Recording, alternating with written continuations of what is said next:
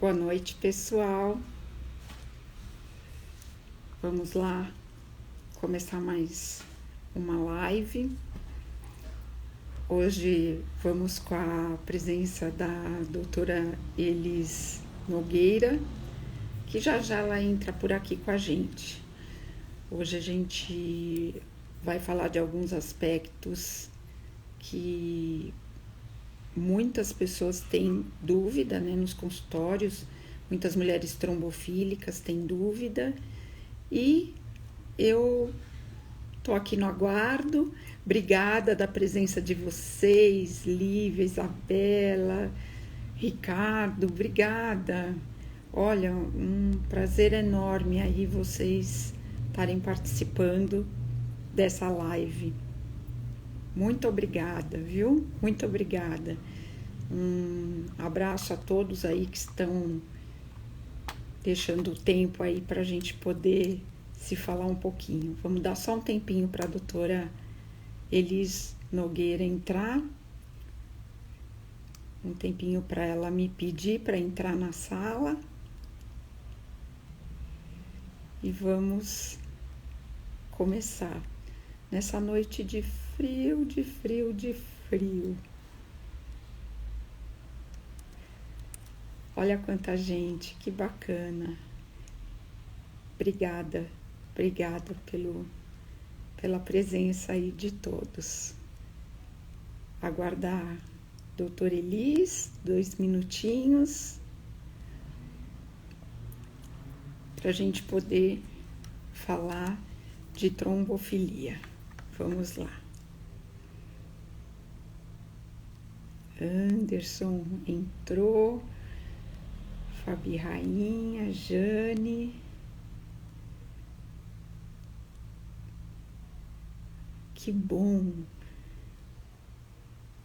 E a doutora Elis.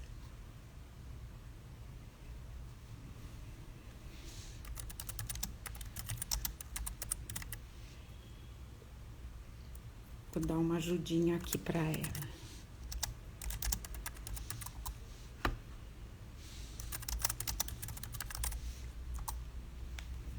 Olha quanta gente. Que bom.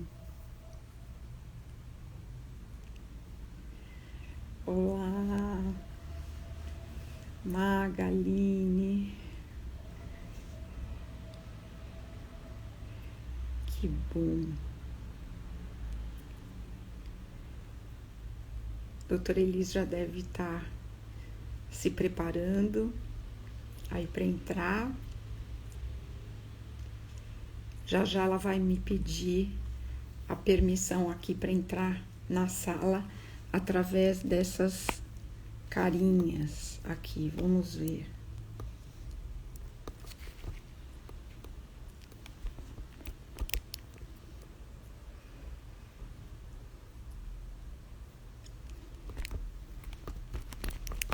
Vamos ver. Doutora Elis. Doutora Elis.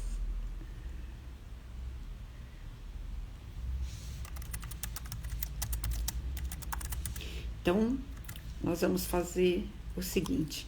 Enquanto a doutora Elis está chegando... Opa, a doutora Elis está chegando. Já ela vai me pedir para entrar na reunião. Vamos lá. E aí eu vou aceitá-la.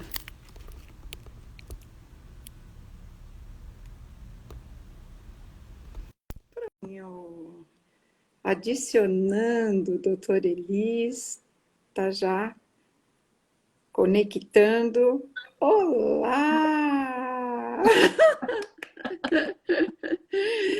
Que bom! Tudo bem? Tudo bem, que saudade, minha amiga. Que bom te ver sem máscara. Não é? Nossa! Olha só. Então, Elis, que bom, né? A gente se vê sem máscara aqui depois de tanto tempo, a gente querendo um contato mais juntas, né? E para falar com tantas pacientes aí, tantos pacientes queridos aí que estão junto conosco nessa batalha, né? Sim. Vamos lá, vamos começar? Vamos começar? Vamos, que esse Então, assunto é muito interessante. Estou cheia de perguntas, reservei várias perguntas que as minhas pacientes têm me feito bastante. E é uma delícia falar sobre trombofilia com você, minha amiga. ai, obrigada, Elis. Elis, você dispensa apresentações, né? Você dispensa. Mas, como eu estou vendo muita gente aqui que não é da área da ginecologia, inclusive tem homens, tem pacientes meus, tem amigos, eu queria que você fizesse uma breve apresentação da tua atuação médica. Eu sou a doutora Elis Nogueira de Fávero, sou médica ginecologista, atuo em São Paulo, em consultório particular e em hospitais, acompanhando as minhas pacientes, em grandes hospitais em São Paulo, como o São Luís, o Albert Einstein, a Promatre, o Santa Joana, grandes hospitais de referência em São Paulo. Maravilha. Então, hoje a nossa proposta aqui é aproveitar a sua presença, Elis, e a gente fazer um bate-papo bem tranquilo entre nós duas, como a gente costuma sempre fazer, né? Independente de ser live ou nas reuniões que a gente participa, porque a gente percebe que trombofilia é realmente uma área que as pacientes têm muitas dúvidas, né? Muitas dúvidas. Sim, sim. Muitas nem sonham que tem, né? Eu acho que é importante, desde a primeira vez que essa paciente vai no consultório, o grande segredo começa ali na anamnese. Eu acho que é ali na anamnese. Oh, meu Deus, desculpa. É ali na anamnese que a gente tira algumas dicas de por que vou investigar trombofilia numa paciente, por que que não vou. Esse é um momento muito importante.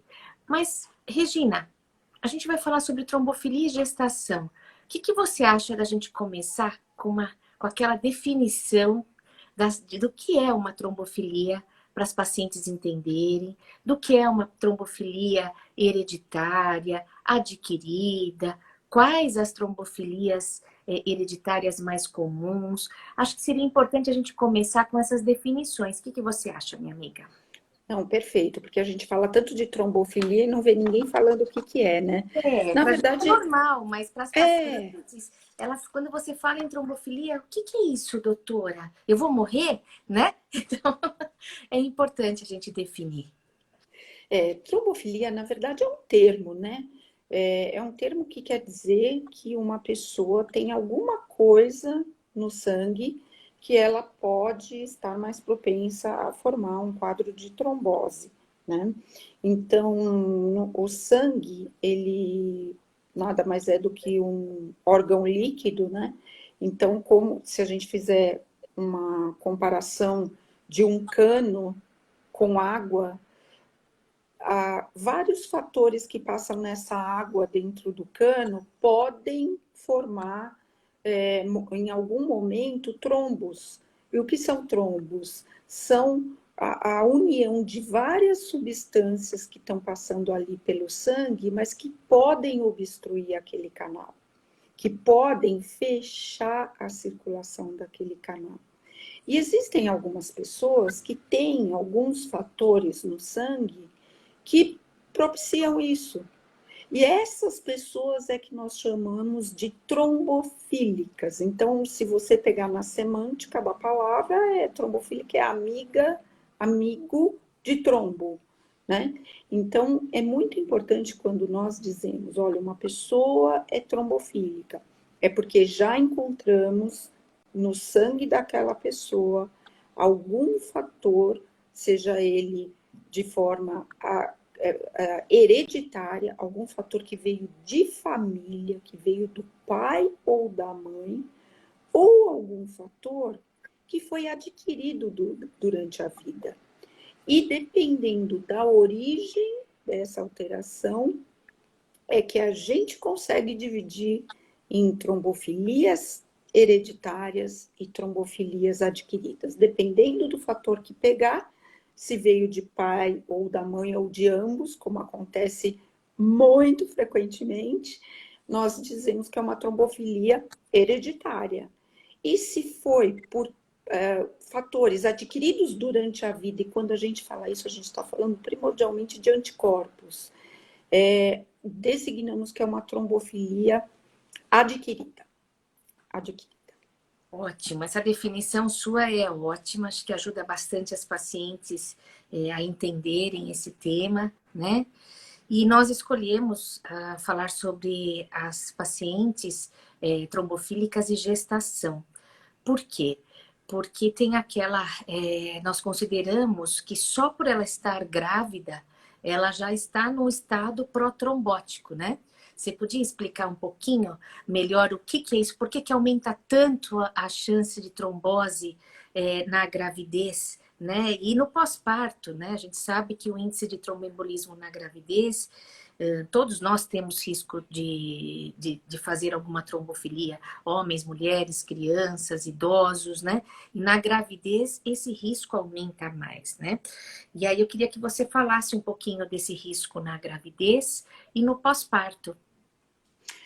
O corpo da mulher, de uma forma fisiológica, e quando eu falo forma fisiológica, é de uma forma natural.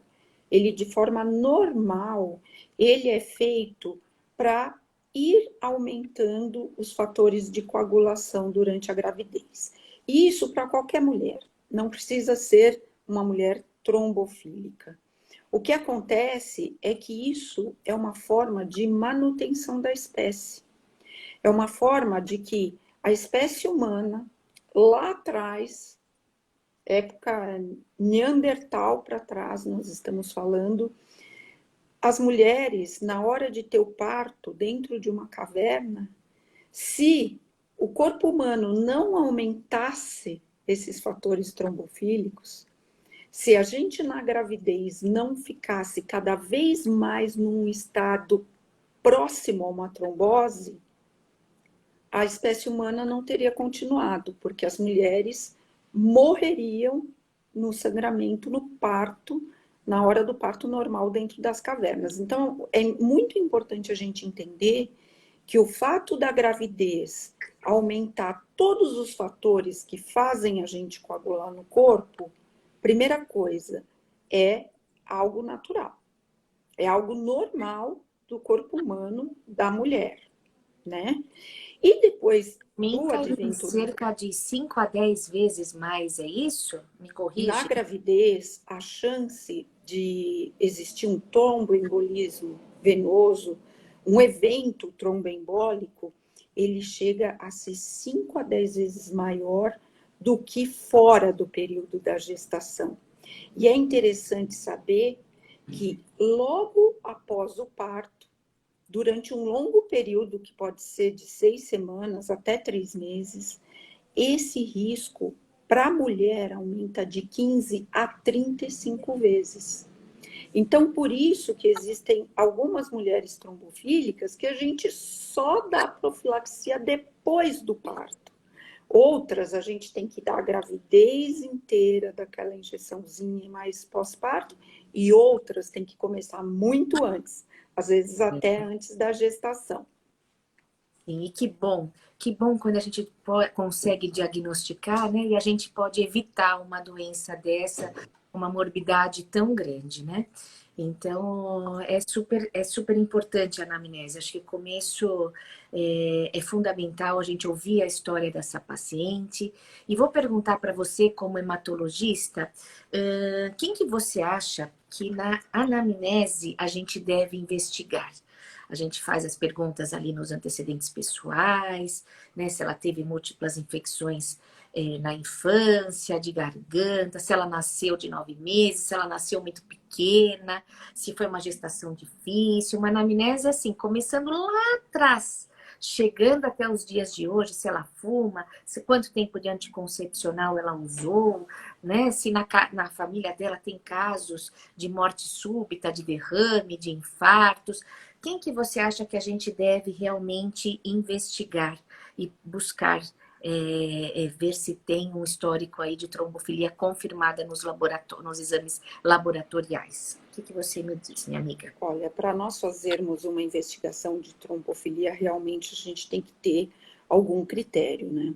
Você Sim, não vai sair investigando trombofilia em toda pessoa. é Isso verdade. não se aplica, isso não é correto, mas, como você mesmo falou, a anamnese, que nada mais é do que a entrevista médica para a gente conhecer a vida clínica daquela pessoa, a saúde daquela pessoa, para nós ela é fundamental. Ela dá dicas muito importantes se nós devemos ou não investigar naquela paciente que está na nossa frente. Então, sabemos das doenças mais prevalentes que ocorrem naquela família, tanto do lado do pai daquela paciente ou daquele paciente, que eu atendo muitos homens também, e doenças do lado da mãe. Porque às vezes a trombofilia está assim, escancarada naquela família e ninguém vê. E uma coisa que é importante é que você, Elis, você é muito criteriosa, você é bastante detalhista e faz uma anamnese, assim, com maestria. Mas, infelizmente, não é a realidade dos médicos atuais. Hoje, os médicos, você entra numa consulta, a coisa é muito corrida, é perguntado o básico do básico do básico, e aí você perde a chance de entender melhor a vida daquela pessoa para poder pedir. Mas, fundamentalmente, Pergunta, história de trombose, né, na família é uma coisa assim obrigatória, né? Você sabe se alguém na tua família teve trombose, se alguém já teve embolia pulmonar, principalmente em parentes de primeiro grau. Se pai e mãe tiveram um histórico familiar de AVC, de infarto, fulminante. Às vezes tem tanta gente com história de infarto em torno dos 50 anos na família e a coisa não é investigada. E são né? coisas que podem sim estar atreladas à trombofilia. Sim, mortes súbitas não são comuns nos jovens, né? Então, se tem algum histórico, tem que ser investigado, né? Ver de onde vem, o que causou, se tem algum risco maior ali naquela família, se tem históricos de abortos de repetição na família, né? Às vezes a paciente vem com históricos de abortos, 1, 2, 3 abortos, e nunca investigou para valer, né? Então, acho que tem Uhum. algumas doenças na família que são importantíssimas, né? Vamos listar aqui, minha amiga, o que você acha?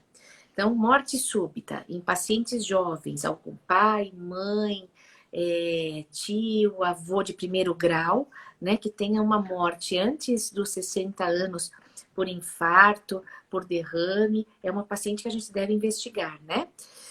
Se Sim. uma paciente tem histórico de múltiplas infecções de garganta na infância, usou muito antibiótico, ela teve sempre muitos processos inflamatórios que pode atrapalhar aí a questão da questão da coagulação dela numa possível gravidez, concorda?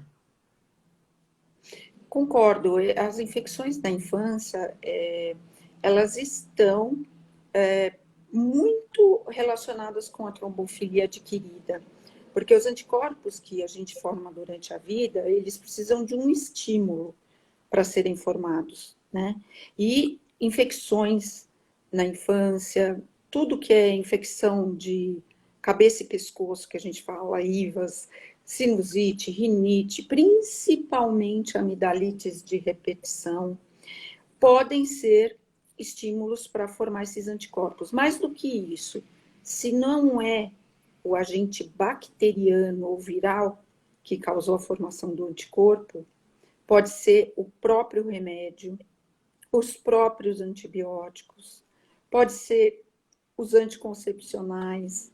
Então, assim, o nosso corpo ele pode responder com anticorpos antifosfolípides a inúmeros fatores. Outro deles é a própria gravidez. Quantas trombofílicas que a gente tem assim, não, mas eu tive um filho normal, maravilhoso, minha gravidez foi ótima. Sim. Aí, de repente, pumba, chega no consultório aqueles níveis Você absurdos de tá grávida, fosfolípide. eu não tive nada na primeira, né? Nada que tenha sido identificado, mas na segunda uma gravidez não é igual à outra, né?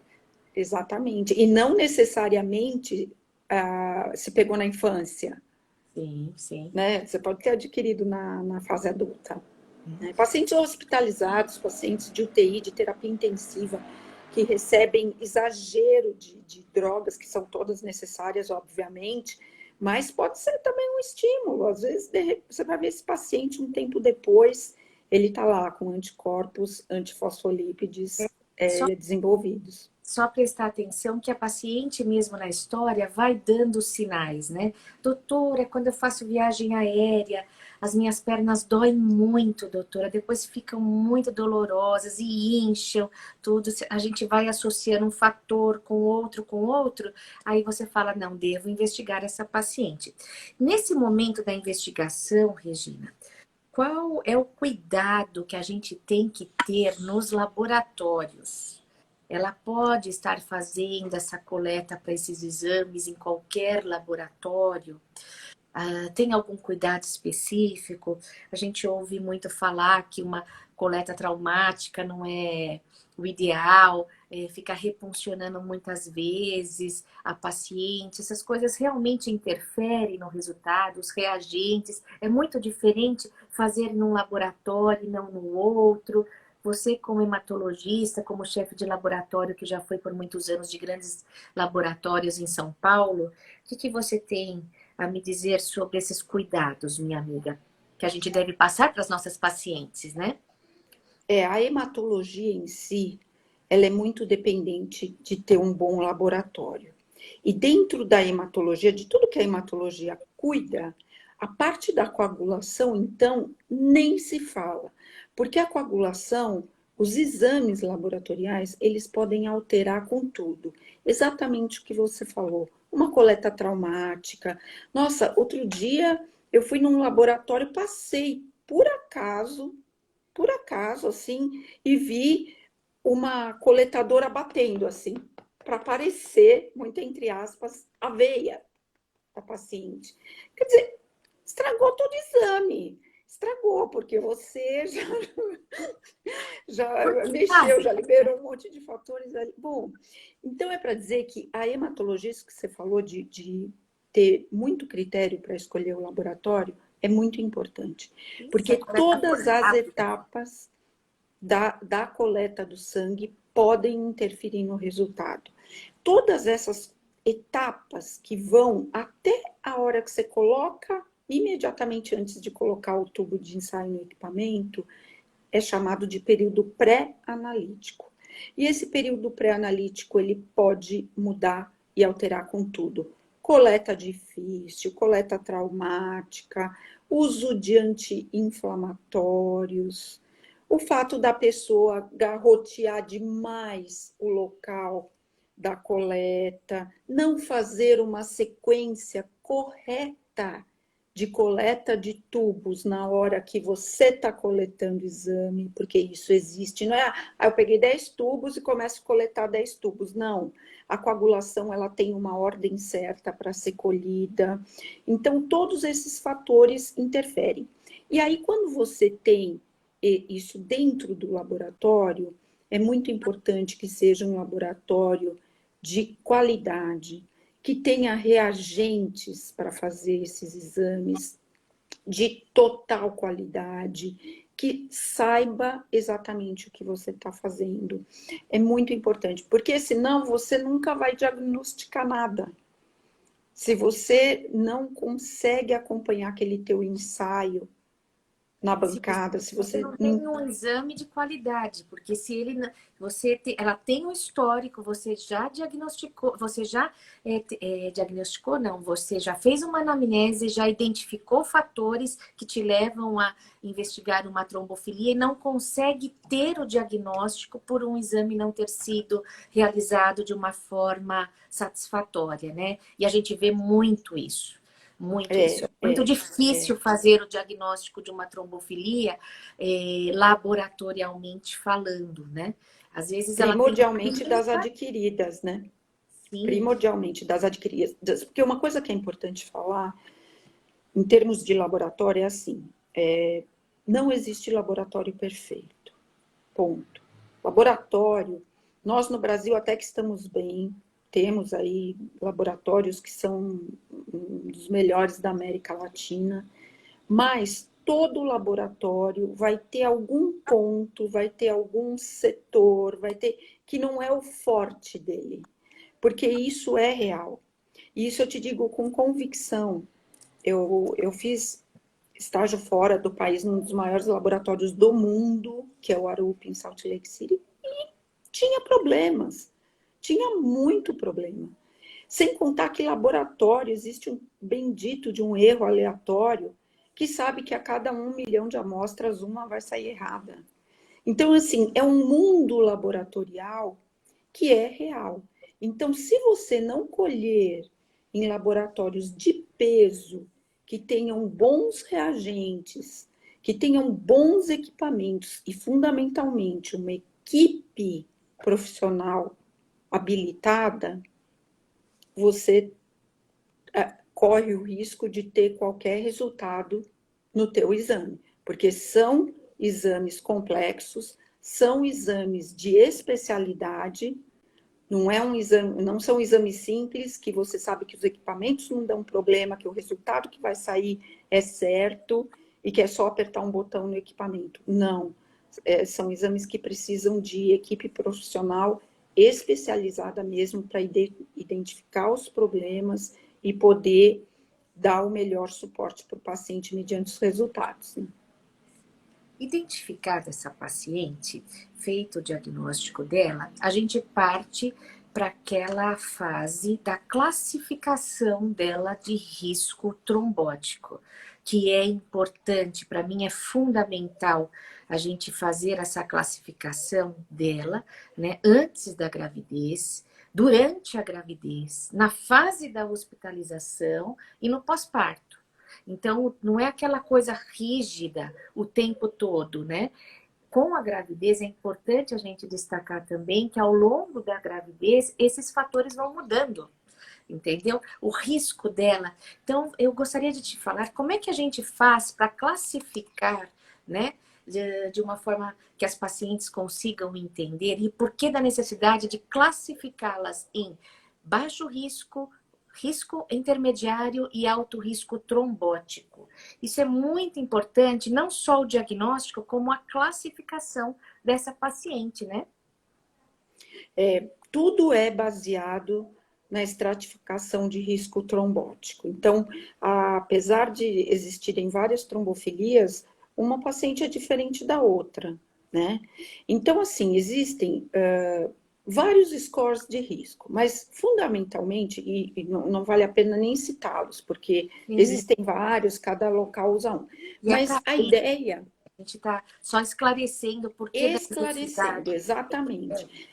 Mas a ideia é a gente saber em qual classificação aquela paciente se encontra.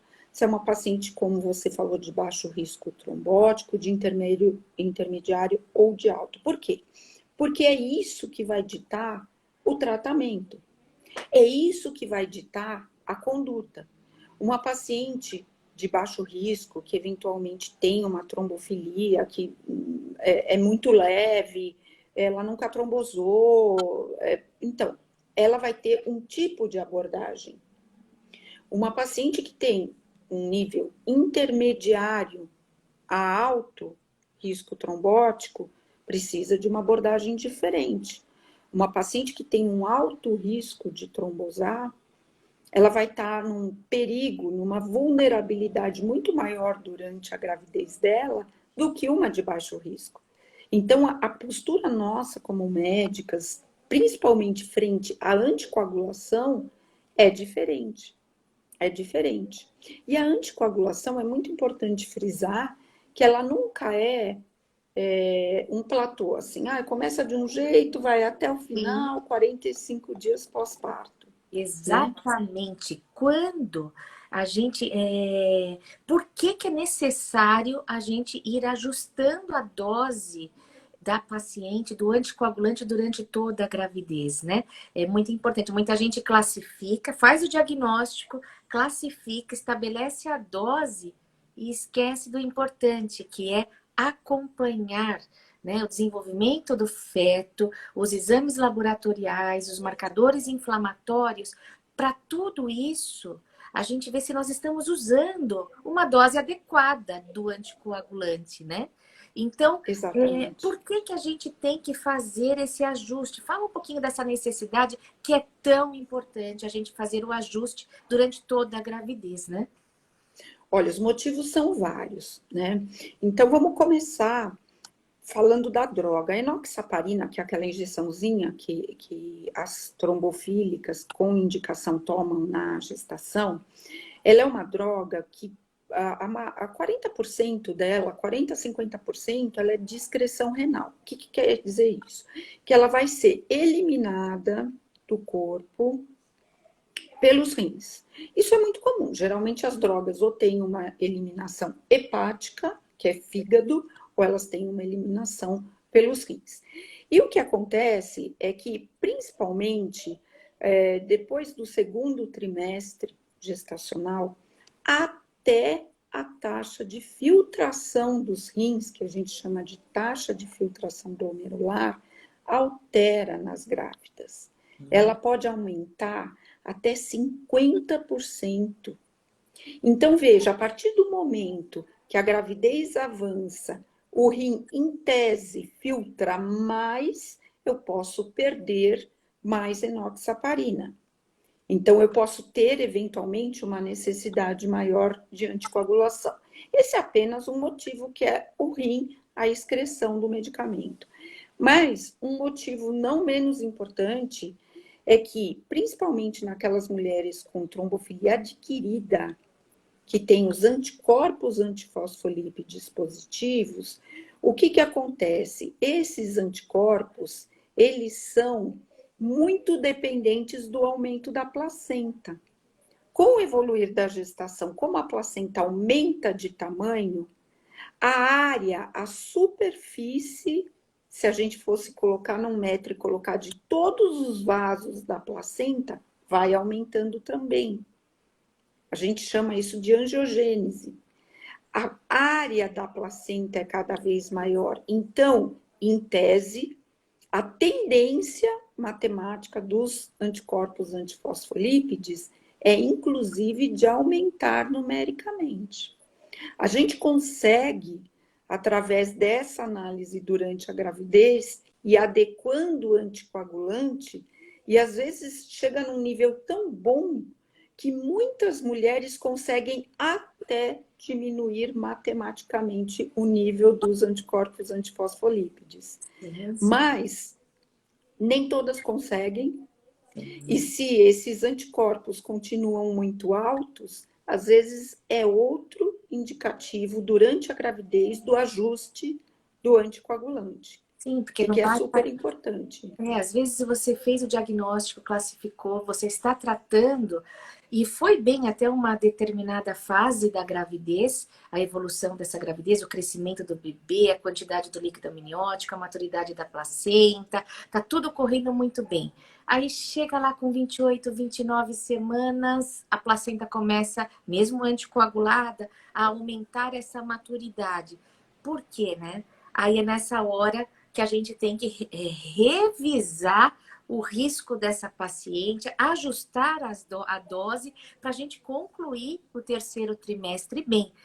Lembrando que o nosso objetivo é chegar em pelo menos 37 semanas, lutando para tentar chegar em 39, né? Mas quanto mais a evoluir essa gravidez, melhor, né? Então é importantíssimo, acho que esse é o tema importante dessa live hoje, né? É a Sem gente dúvida. Reforçar a necessidade do acompanhamento e do ajuste da dose do anticoagulante, né? É importante, eu como obstetra,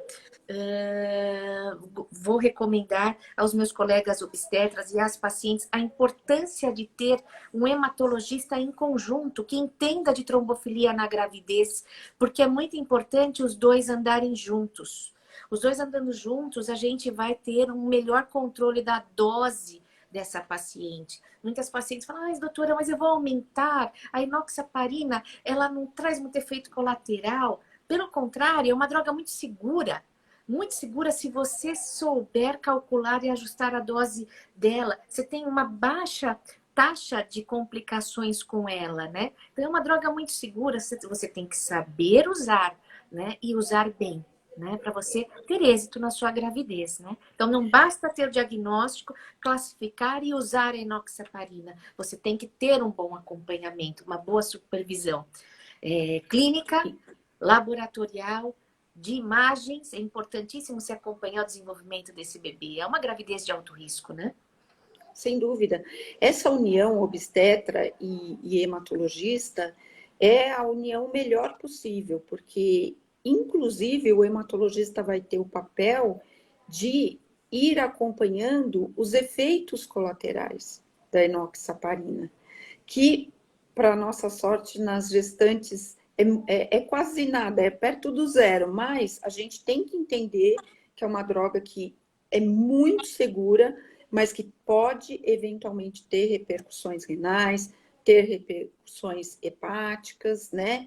Abaixar as plaquetas do sangue, nas pacientes que usam de forma muito prolongada a questão, o risco de osteoporose, mas que na gravidez vai muito bem, vai muito bem.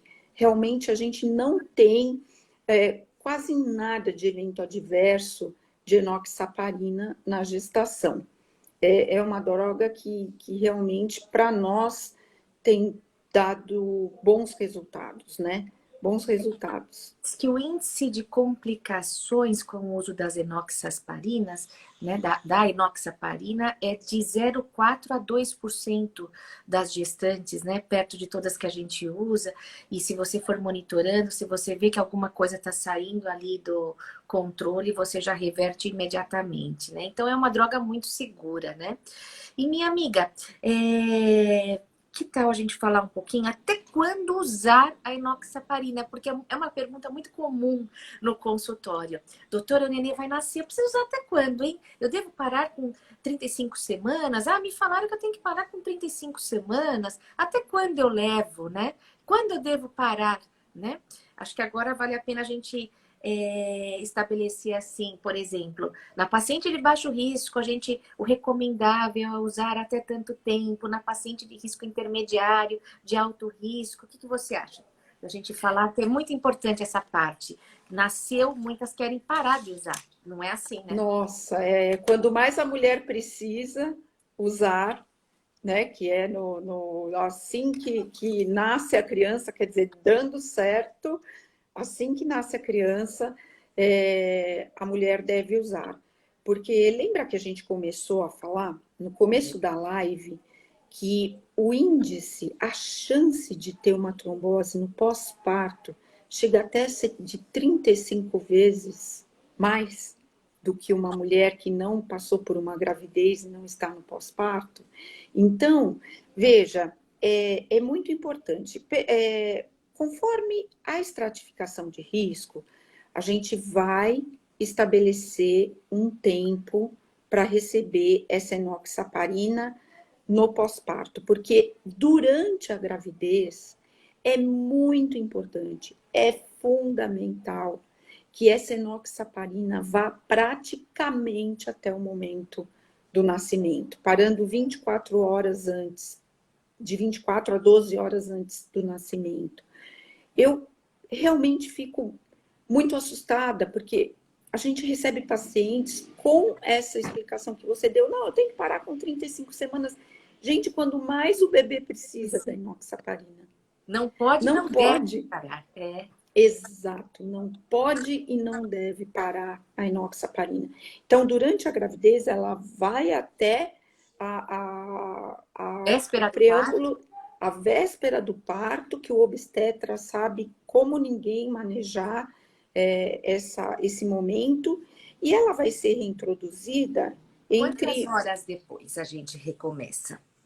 dando tudo bem, e dependendo de como foi o parto, a partir de 8 horas a gente já está habilitada a introduzir. Porém, existem obstetras que preferem ser, às vezes, mais cautelosos e aguardar de 12 a 24 horas para reintroduzir. Mas, em tese, entre 8 a 12 horas do pós-parto, eu gosto muito disso para paciente de alto risco. Alto risco, eu acho que com 12 horas de pós-parto a gente já tem que reintroduzir, mas é possível que se aguarde num máximo de 24 horas no pós para reintroduzir. E E aí, quanto tempo, né, sim, a gente vai usar? Então, assim, na de baixo, conforme a de baixo risco, se você usar, você deve usar pelo menos 15 dias.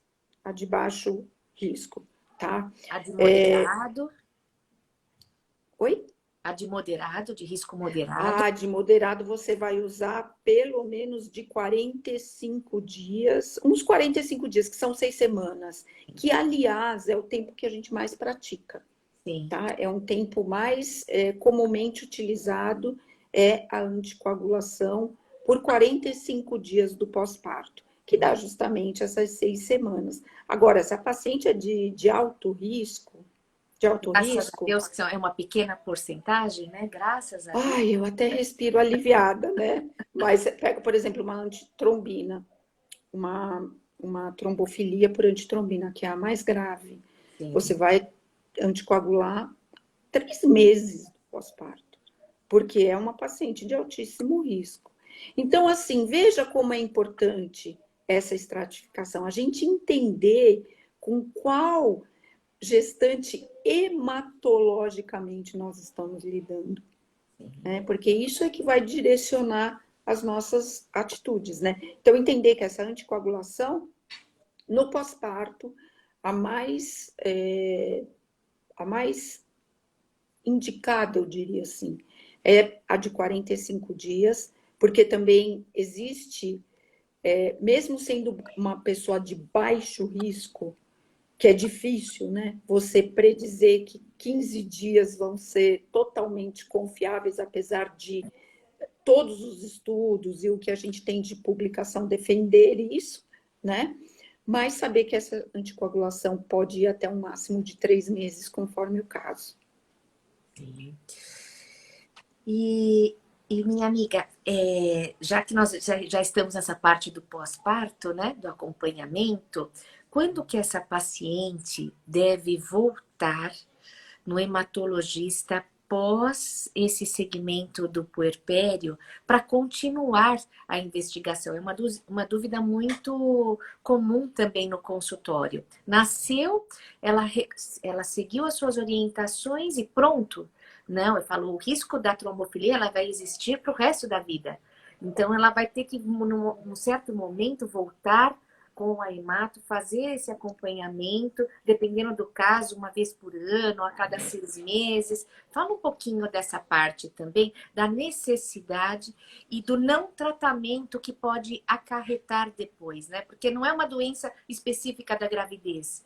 Ela tem esse risco aumentado para trombose que vai se manifestar em qualquer situação da vida dela, como uma viagem aérea, uma cirurgia plástica, uma cirurgia ortopédica, um câncer, se ela desenvolver um câncer, entendeu? Como ela deve proceder sabendo que ela tem essa trombofilia? Qual deve ser a rotina dela? Então, passado esse período gestacional, é fundamental a volta no hematologista. Como eu e você, nós temos muito contato, né? Então, eu sei que qualquer problema, você já me manda paciente na hora, vice-versa. Eu tenho uma certa tranquilidade de pedir para as mulheres trombofílicas voltarem pelo menos com 6 meses do pós-parto, tá? Porque o que acontece? A maioria das pacientes chegam para mim grávidas. E nós temos algumas trombofilias que não podemos pesquisar no período da gestação. Vem tudo errado. O exame dá errado, vem resultado falso. E quando que a gente pode pedir esses exames novamente? Só 6 meses depois do parto. A mulher leva 6 meses para não ter mais a influência dos hormônios da gravidez. E aí a gente ter condições de pedir esse exame. A gestante de alto risco, eu gosto que ela volte já imediatamente ao término da anticoagulação. Porque depois dos 45 dias. Porque muitas vezes ela necessita até de um amparo, de uma droga, profilática até chegar a esses 6 meses. Às vezes ela precisa de um AS, dependendo do que ela tiver de trombofilia, dependendo dos níveis que ela chegou. Mas, de uma forma geral, no hematologista, é importante que a gente tenha, depois desses 6 meses pós-parto, feito a profilaxia direitinho, a gente termine essa investigação para ter certeza do que aquela mulher tem realmente de alteração, porque é o que você falou, Elis, a trombofilia é para a vida. E no afã da gestação, é muita informação para a gente dar para a paciente. Porque o casal está vivendo um momento lindo, ou a mulher está vivendo aquele momento diferente na vida dela. Então, o foco é muito para a criança, para o nascimento, para o bebê, mas é fundamental saber que depois disso, depois de uma gestação, a vida segue. Então, nós vamos ter outras situações de risco que a trombofílica precisa se cuidar. Então, muito bem lembrado, viagens de avião acima de 5 horas, qualquer cirurgia que for feita, é muito importante que a trombofílica volte no hematologista para dizer, olha, eu vou ser submetida a esse tipo de cirurgia, porque dependendo da cirurgia, a gente vai dar diferentes orientações para o cirurgião. Sim, diferentes orientações de prevenção de trombose no pós-operatório. Então, é diferente, é completamente diferente a prevenção que você vai dar para uma cirurgia plástica ortopédica, que são as que mais trombosam, de uma cirurgia que precisou retirar a vesícula. E isso, claro, não se aplica às urgências. Cirurgia de urgência é cirurgia de urgência, né? Então, assim que possível, a família entra em contato com a gente para a gente orientar o cirurgião.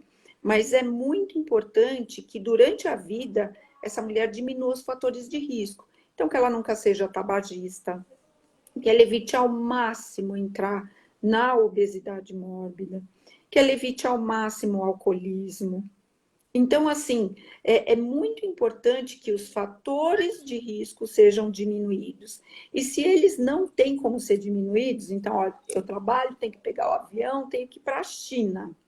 Então, que a gente dê a melhor profilaxia, a melhor garantia possível, que não existe risco zero de trombose, não existe. Por mais que a gente faça, por mais que a gente se dedique, por mais remédio, meia elástica, hidratação, o risco zero não existe, mas que a gente chegue o mais próximo desse risco trombótico com essas pacientes, né? Não, é importantíssimo esse segmento. E muitas não sabem que tem que continuar, né?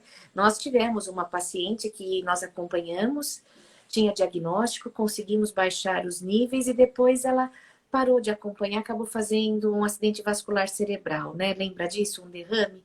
Então, assim, mesmo uma paciente em tratamento, tendo reduzido os níveis dela, ainda acontecem essas complicações. Fala um pouquinho das possíveis complicações ao longo da vida para essas pacientes, para saberem a importância, né? Mas complicação, risco do quê? O que eu posso ter, né? Uma trombose, uma embolia pulmonar, né? Fala, por favor, um pouquinho dos riscos do não tratamento ao longo da vida, porque é uma doença insidiosa, né? Ela pode ser que demore muito para se manifestar, mas um dia ela se manifesta, né? Exatamente. Olha, os riscos e as doenças envolvidas, elas estão fundamentalmente relacionadas com tudo que tem entupimento de veia, entupimento de vaso, que pode ser a artéria ou veia, mas para a gente falar num vocabulário mais compreensível, qualquer entupimento. Então, se é no coração, é um infarto. Se é no cérebro, é um AVC. Se entope uma veia ou uma artéria do pulmão, então a gente tem uma embolia pulmonar. Geralmente de uma trombose que aconteceu lá embaixo, nos membros inferiores, e essa bolinha que entupiu o vaso pega a corrente sanguínea, vai embora e vai parar em algum lugar, em algum vasinho que brecala pelo tamanho. Então, as consequências são muito graves. Então, a partir do momento que você fala, olha, se você não se cuidar, é possível que se tenha um AVC, que é um derrame cerebral, é possível que você tenha um infarto. E mais do que isso, aumenta até risco de demência, né? Na terceira. muito, muito. A gente está com um grupo bastante importante de médicos do sul do país que estão estudando muito isso nos últimos anos, que até quadros demenciais podem ser atribuídos à trombofilia. Inclusive, principalmente as trombofilias adquiridas. Tanto é que quando você trata, muitos regridem de quadros demenciais. Então, é muito importante. Eu sei que na neurologia a gente tem mais de 60 tipos de demência, né? Mas a gente também não pode esquecer da possibilidade de uma trombofilia de causar esses quadros, né? E é super importante. Imagina você começar um quadro demencial e ser por anticorpo antifosfolípide, por exemplo. É uma coisa que você pode trabalhar na prevenção, né? Sim, Você sim. pode trabalhar na prevenção. E voltando para a gravidez, os riscos do não tratamento na gravidez de uma trombofilia, né? Desde aquele, ela pode ter sorte, não acontecer nada, mas na maioria das vezes uma trombofilia adquirida pode trazer repercussões muito complicadas, né? Na gestação. Exatamente. No começo gestacional, no começo, principalmente até 10 semanas, a gente tem uma grande atuação dos anticorpos antifosfolípides. Então, das trombofilias, as que mais acometem o início da gestação são as trombofilias adquiridas. É a síndrome do fosfolípide, né? A síndrome do anticorpo antifosfolípide. E isso pode ocorrer em qualquer momento desse início gestacional. Para você ter uma ideia, o anticorpo antifosfatidilcerina, que não pertence nem aos critérios da doença,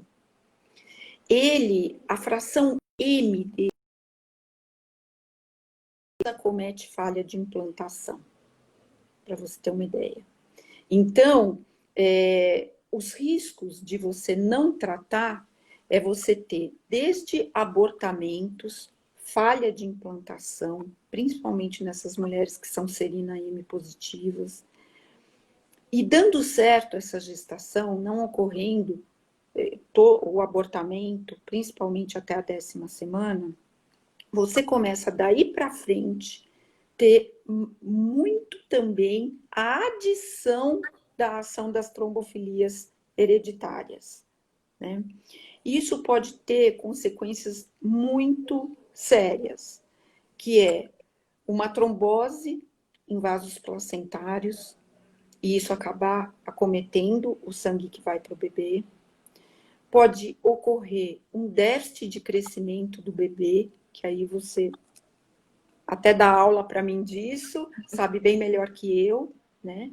Pode existir esse atraso no crescimento, um retardo de crescimento intrauterina, uma restrição de crescimento. E mais lá para o finzinho da gestação, principalmente se for fator 5 de Leiden, tudo, você pode ter desde quadros de pré-eclâmpsia e eclâmpsia propriamente dito, que é um problema também, né? Descolamento, exatamente. Maturo, né? Também é uma das causas.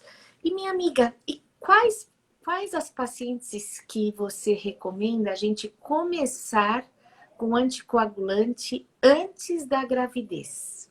Na maioria das vezes a gente começa já na gravidez com o diagnóstico positivo do beta-HCG. E quando a gente começa antes da gravidez? Olha, a anticoagulação antes da gravidez, ela vai estar mais focada para aqueles casos onde ocorre a infertilidade, onde a mulher tem uma dificuldade de gestar. Então, nessas mulheres que vêm com história, olha, eu tenho dificuldade para ter filho, e você faz os anticorpos antifosfolípides, eles dão em altos níveis, e foram descartadas todas as possibilidades do problema ser no pai, então é uma das situações que a gente precisa indicar a anticoagulação, a injeção da enoxaparina antes de gestar. Esse exemplo que eu dei recentemente é um dos mais clássicos para a gente anticoagular antes, que são mulheres que têm os anticorpos antifosfolípides em altos níveis, né? E principalmente na fração M. E a antifosfatidilcerina, então, é campeã. Essa vale muito a pena a gente dar uma anticoagulação prévia. Mas, fundamentalmente, de uma forma genérica, nos casos onde existe uma dificuldade, inclusive de gestar. Que a mulher tem dificuldade, é trombofílica que tem a dificuldade para engravidar. Porque muitas vezes elas abortam e não sabem que é aborto, né? Ocorre isso também. Às Nem vezes sabe que existem... estão grávidas. Nem sabe que estão grávidas, exatamente. Ocorrem abortos até domésticos e que ela nem percebeu. Estou errada, Elis? Foi isso Não, mesmo? isso é muito comum. Muito comum. Muitas perdem e não sabiam nem que estavam grávidas. A gente não consegue nem ter o diagnóstico, né? Tem pacientes que fazem abortos de repetição e nem sabiam, nem tinham conhecimento, né? Exatamente. Olha, Elis, eu quero dar uma pausazinha aqui e dizer uma coisa. Nós estamos com pouquíssimo tempo, nós temos só mais 4 minutos de live. Nossa live está chegando ao fim. Então, antes que essa ferramenta nos dê aquele corte e que a gente caia conversando, eu acho super importante deixar um agradecimento a todos que estão participando dessa live, os que puderam participar por um momento breve, tiveram que sair, reentraram, mas que fique uma despedida muito boa, de uma gratidão enorme de vocês estarem aqui com a gente essa noite, e numa presença tão nobre que é a doutora Elis Nogueira, que é uma pessoa que eu admiro muito pelo profissionalismo. Então, Elis, antes que a gente seja cortada, a gente dá um tchau para o pessoal. Queria que você também fizesse esse encerramento, assim, qual que é a tua mensagem como obstetra para essas trombofílicas, né? Porque a gente sempre dá uma mensagem de esperança, porque é um desgaste, é um custo emocional tão alto, né? Tanta luta, às vezes, qual que é a mensagem que você deixa para ela? Para elas procurarem o médico que elas confiem, né? Contem as histórias delas, que essa pessoa tenha paciência de ouvi-las, de investigar e siga as orientações do seu médico, né? Os médicos querem o melhor para suas pacientes. E essa é a verdade, né? De todo obstetra, todo hematologista clínico, a gente sempre quer o melhor para as nossas pacientes, né? Então, se cuidem, sigam as orientações, né? Para tudo continuar bem, né? E fazer todos os exames, não é fácil levar uma gravidez com trombofília, as orientações, fazer os exames, os ajustes de doses e continuar no pós-parto, é importantíssimo, né? Não para ali no momento do nascimento. É importantíssimo manter a medicação no pós-parto, seguindo todas as orientações do seu médico. Um beijo para todos. Minha amiga, muito obrigada pelo convite. Foi uma delícia falar com você sobre trombofilia. Foi uma live para as pacientes, destinada a elas, ao público leigo mesmo, que tem muitas dúvidas, né? E foi ótimo, adorei. Vamos marcar outras. E que a gente possa, exatamente, que a gente possa sempre estar falando daquilo que não é falado em consultórios médicos, que as pacientes ficam com muitas dúvidas e também não tem aonde recorrer. E também não tem. Então, que vocês encontrem em mim, na doutora Elis, todo esse amparo, né? Inclusive, a semana que vem, vamos ter a doutora Natália Gonçalves, também geneticista, que também vai esclarecer várias coisas para a gente. E estamos aí porque a gente não quer que vocês percam a confiança. Vai dar certo, estamos aí para ajudar. Um grande beijo a todos, um grande beijo, minha amiga, e uma ótima noite a você e a todos que estão participando. Foi uma maravilha. Um agradecimento a todos que ficaram com a gente até o fim, que seguraram esse rojão. Estamos a 8 segundos do término e que vocês tenham uma semana maravilhosa. Semana que vem a gente está junto de novo.